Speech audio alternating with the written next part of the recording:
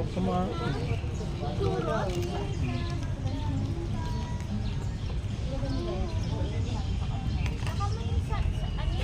Kapag bungang araw, Oy, wala nang magsiscript-script ha.